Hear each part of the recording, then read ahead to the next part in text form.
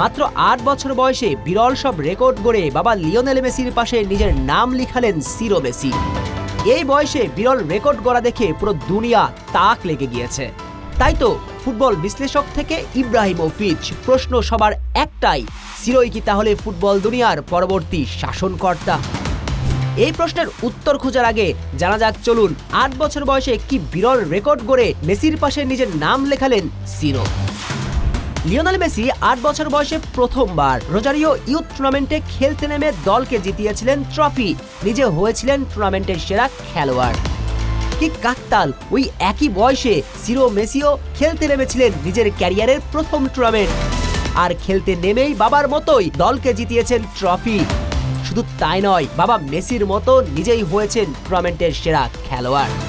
Messi আর Messi পুত্রের মাঝে কি মিল, তাই না বলুন? হ্যাঁ, লিওনেল মেসি ওই টুর্নামেন্টের ফাইনালে করেছিলেন ১ গোল। অপরদিকে সিরো শুধু ১ গোল করেই থেমে থাকেনি, বরং জোড়া গোল করে দলকে জিতিয়েছেন, বাবার চেয়ে ১ ধাপ এগিয়েই আছেন।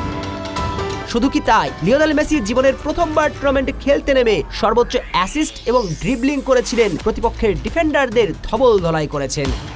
কি কাকতাল, সিরো মেসিও বাবার পথকেই অনুসরণ করেছেন, সর্বোচ্চ অ্যাসিস্ট, সর্বোচ্চ ড্রিবলিং করেছেন, প্রতিপক্ষের ডিফেন্ডারদের চোখে সরিষার ফুল দেখিয়েছেন। সব মিলিয়ে একেবারে বাবার পাশেই বসলেন সিরো।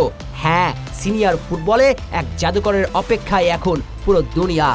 নামটা স্মরণ রাখুন, সিরো মেসি।